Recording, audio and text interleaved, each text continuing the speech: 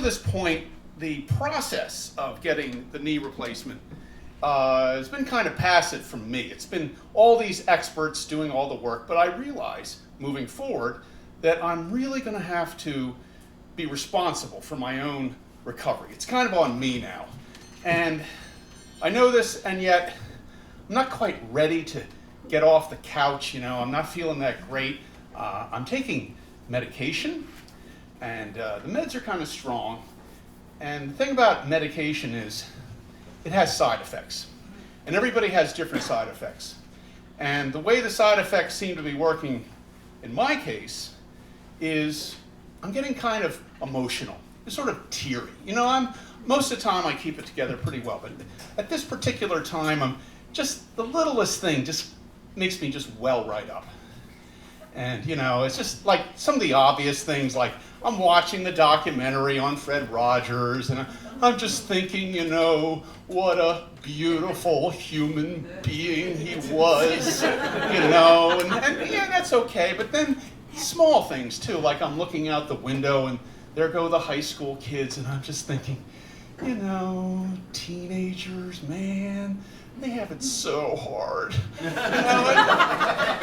I realized, yeah, it's time to get off the couch. It's really time to take action and get things under control. So I make an appointment at the hospital to see a physical therapist.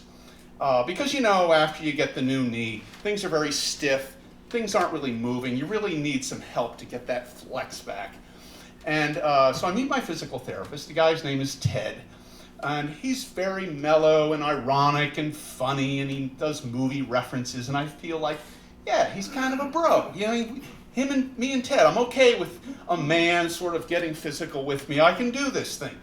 And I also notice pretty much right off that he's so much like my older brother, Pete.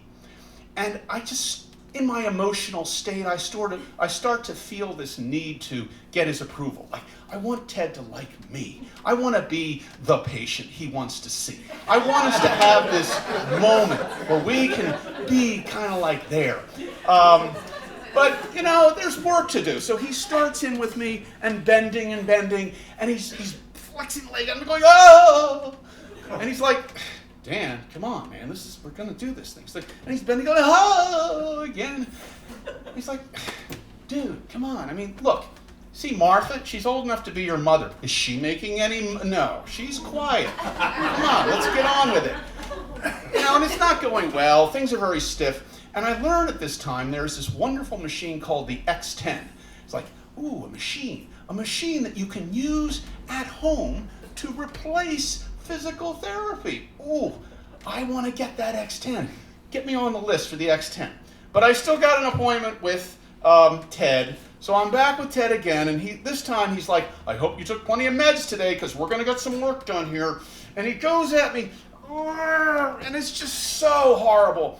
And I have this kind of sense memory. I remember my brother, because that's who Ted is. He's my older brother, and he's got me pinned to the floor. And I'm so pissed off at him, and I just take my good leg and I just kick him across the room. Get the hell off me. And he looks at me like, Dan, you do that again, and we're done. And I just said, we're kind of done. And that was it. I didn't go back. Got the X10 delivered to my house the next day, delivered by a guy who kind of reminded me of Fred Rogers. He was gentle and kind, and he said, Dan, this is your journey. With the X10, you go as fast as you want or as slow as you want. You set it exactly where you want it. And it was at that moment I realized I can now take ownership of my recovery.